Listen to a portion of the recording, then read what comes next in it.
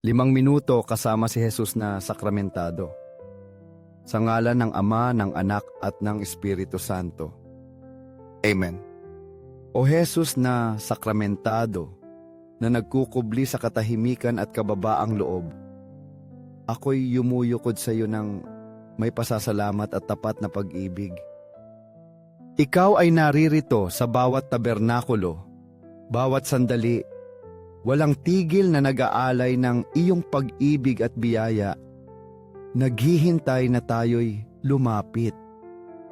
Panginoon, kinikilala ko na ang iyong puso ay nagdurusa dahil sa kawalang bahala ng sangkatauhan. Dahil maraming nakakalimot na ikaw ay buhay at puno ng pag-ibig sa aming kalagitnaan. Tulungan mo akong huwag kalimutan kailanman na ako'y hinihintay mo, hindi upang hatulan o sumbatan, kundi upang mahalin, patawarin, at akayin pabalik sa iyong ganap na pag-ibig. O Jesus na sakramentado, dagdagan mo ang aking pananampalataya. Naniniwala ako sa iyo, Panginoon, ngunit ang aking pananampalataya ay mahina. Madali akong nagpapadala sa mga alalahanin ng buhay, at nakakalimutan na ang lahat ay nasa iyong mapagmahal na mga kamay. Bigyan mo ako ng mas matatag na pananampalataya upang manatiling matatag sa harap ng mga pagsubok. Tulungan mo akong alalahanin na kahit sa aking mga pagkakamali at kahinaan, ang iyong pag-ibig ay hindi kailanman nagbabago. Sa pananampalatayang iyon, matatagpuan ko ang kapayapaan at lakas upang mapagtagumpayan ang anumang kahirapan. O Jesus, ituro mo sa akin ang awa.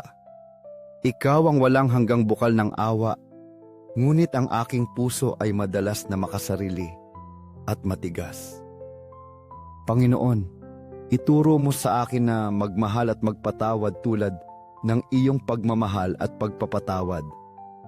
Baguhin mo ang aking puso upang maging kasangkapan ng iyong awa sa iba, aking pamilya, mga kaibigan, at maging sa mga hindi ko kilala. Pahintulutan mo akong maipakita ang iyong pag-ibig at pagpapatawad sa bawat salita, gawa at sakripisyo, gaano man kaliit. Kaninang umaga, nang pagmasdan ko ang iyong muka sa isang larawan, nakita ko sa iyong mga mata ang pinaghalong lungkot at pag-ibig. Nagtanong ako, bakit ka malungkot, Panginoon? Naunawaan ko na ang aking mga pagkakamali at kawalang bahala ang sumusugat sa iyong puso. Ngunit, O Jesus, ituro mo sa akin na tumugon sa iyong pag-ibig sa pamamagitan ng pamumuhay ng may kabutihan, katapatan at higit na pag-ibig araw-araw. Ibinubulong ko sa iyo, Panginoon, iniaalay ko ang aking mapagpakumbabang panalangin at maliliit na gawa ng kabutihan upang aliwin ang iyong puso. At sa aking isipan, inaakala ko ang iyong matamis na ngiti. Alam ko na kapag ako'y namumuhay ng mas karapat-dapat, hindi lamang kita inaaliw, kundi natatagpuan ko rin ang mas malalim na kahulugan sa aking sariling buhay. Maglaan ng sandali kasama ang Panginoon. Panginoon, ngayon nadarama ko ang tawag na gumawa ng isang mahalagang bagay. Maglaan ng oras para sa iyo. Alam ko na lagi mo akong hinihintay sa Eukaristya, naririto sa bawat tabernakulo. Hindi lamang ikaw naririto upang magbigay ng biyaya, kundi upang ibahagi rin ang iyong walang hanggang pag-ibig sa mga lumalapit.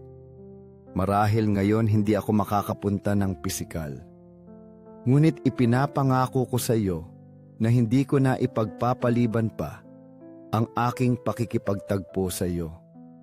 Pupunta ako sa iyo, hindi lamang upang humingi, kundi upang makipag-usap, ibahagi ang aking mga kagalakan at pighati, at manatili lamang sa iyong tabi.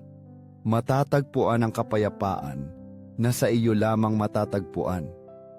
Isantabi ang mga alalahanin sa isang sandali at Maglaan ng oras para sa Panginoon sa Eukaristya. Hindi siya umaasa sa iyo ng malalaking regalo, tanging ang iyong presensya lamang. Nais niyang makita ka, marinig ka, at kung kinakailangan, aliwin ka sa iyong pinakamalalim na kalungkutan. Kahit hindi mo alam ang sasabihin, ang pag-upo ng tahimik ay sapat na. Dahil ang iyong presensya, ang pinakamahalagang regalo na nais niyang matanggap. O Jesus na sakramentado, gawin mong mahalin kita araw-araw ng higit pa. Naniniwala at sinasama ba namin ang iyong tunay na presensya sa kabanal-banalang sakramento? Ikaw ang bukal ng buhay at ilaw ng aking landas. Panginoon, lagablaban mo ang aking puso ng mas malaking pag-ibig sa iyo, upang ang bawat araw ng aking buhay ay nakatuon sa iyong kaluwalhatian. Hinihiling ko rin sa iyo para sa mga malayo sa iyo, para sa mga hindi pa kinikilala ang iyong mapagmahal na presensya. Naway ang liwanag na nagmumula sa Eukaristya ay lumiwanag sa kanilang mga puso at akayin sila pabalik sa iyo. O Sagrado Puso ni Jesus, tanggapin mo ang mga makasalanan, iligtas mo ang mga kaluluwa sa purgatorio, at dalhin mo ang kaligtasan sa mga nasa kanilang huling oras. Batid ko na ang iyong pag-ibig sa sangkatauhan ay hindi matitinag, ngunit marupok din sa aming kawalang bahala. Panginoon, tulungan mo akong mabawi ang iyong mga paghihirap sa pamamagitan ng pamumuhay ng may higit na pag-ibig sa kapwa at sigasig araw-araw. Naway sa bawat maliit na gawa ng pag-ibig, matuklasan ng mundo ang iyong presensya sa pamamagitan ko.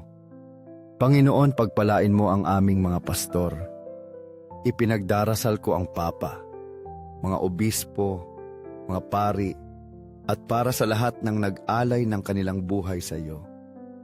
Bigyan mo sila ng lakas at sigasig upang magpatuloy sa kanilang dakilang misyon. Naway matagpuan nila ang kagalakan at kapayapaan sa gawaing ipinagkatiwala mo sa kanila. Inaakay ang iyong kawan tungo sa luntiang pastulan ng iyong pag-ibig. Panginoon, tulungan mo akong laging maglaan ng sandali upang makasama ka, upang tanggapin ang iyong pag-ibig at ibahagi ito sa mga nakapaligid sa akin. Sagrado Puso ni Jesus, aliwin mo kami. Ikaw ay inaliw ng isang anghel sa iyong paghihirap sa hardin ng Getsemani. Ngayon, hinihiling namin sa iyo na aliwin mo ang mga nagdurusa, tulungan silang makahanap ng pag-asa sa iyong walang hanggang pag-ibig. Bigyan mo kami ng katatagan upang harapin ang mga sakit, pagsubok, at pighati na bumibigat sa aming mga kaluluwa. Iniaalay ko sa iyo ang aking pamilya, ang mga taong mahal ko, at lahat ng nangangailangan ng iyong tulong. Protektahan mo ang mga bata sa kanilang kawalang malay. Gabayan mo ang mga kabataan sa mahahalagang desisyon ng kanilang buhay. At ipagkaloob mo ang kapayapaan sa mga matatanda sa kanilang huling mga araw. Panginoon, maging aming kanlungan, aming ilaw, at ang lakas na nagpapagaan sa bawat pusong nalulumbay. O Jesus na sakramentado, mahalin ka nawa saan man.